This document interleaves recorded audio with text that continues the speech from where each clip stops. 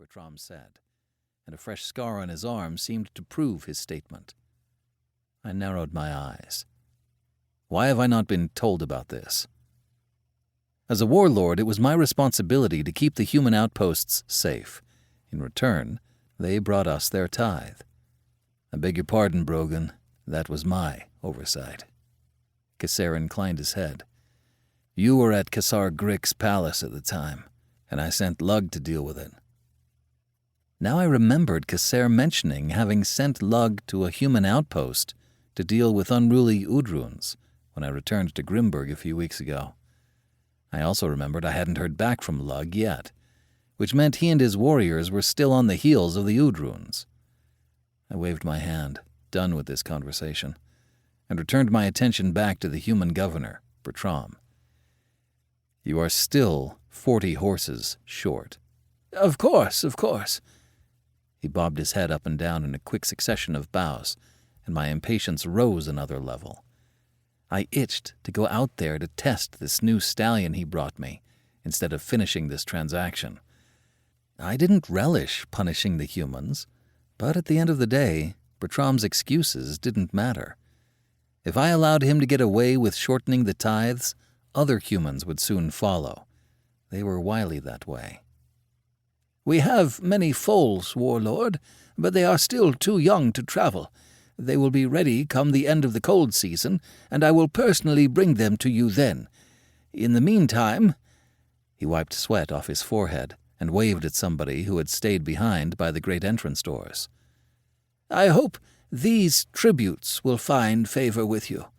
Consider them interest paid on the horses owed."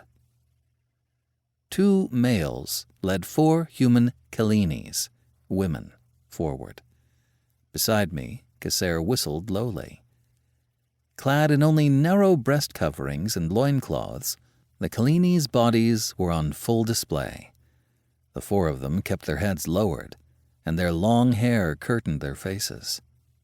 Each Kallini's hands were bound behind their backs, pushing their breasts forward, where they were visible and not covered by their hair. The stallion whinnied in the back, throwing his head, snorting, and giving his handler a hell of a time to keep him restrained. My attention moved from the Kallinis to the horse I itched to ride.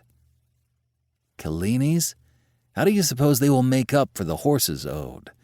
You are just trying to rid yourself of mouths to feed during the cold season by sending them to us, Casair complained, much better at bargaining than I was. No, of course not. Bertram tried to defend himself. I didn't hear whatever Bertram was about to say, because just then the stallion ripped his tethers from his handler's hands, moving quickly toward the bound Kallinis. I jumped off my throne to intercept the horse, fully aware that the giant beast could trample the Kallinis to death with the blink of an eye. "Samju, no," one of the Kallinis cried out, lifting her head and freezing me in mid-stride, something that had never happened to me before. The Kallini was the most beautiful creature I had ever laid eyes on. Her hair was a variety of different brown and blonde tones mixed in perfect unison, framing an exquisitely shaped face. Large golden-green eyes sparkled as they homed in at the fast-approaching stallion, which sprang me back into action. These horses had been trained for war, bred to be bigger, stronger, faster, more aggressive. He would trample the small Kallini without breaking a sweat. Waving my arms, I leapt forward to distract the stallion from its intended target, missing how she called it by name. I barely pushed her out of the way when the large horse was about to reach her. Seeing me, he reared up, striking his front legs toward me. The other Kallini screamed and tried to move out of the way, but ended up in a heap on the ground. I stretched to get the rearing horse under control, reaching for the trailing reins while evading the front legs kicking at me. One barely missed my shoulder with its sharpened hoof. From out of nowhere, the beautiful Kallini I tried to save reappeared. With her hands bound behind her back, she threw herself sideways at the stallion's flank, shouting, "Samju, stop!"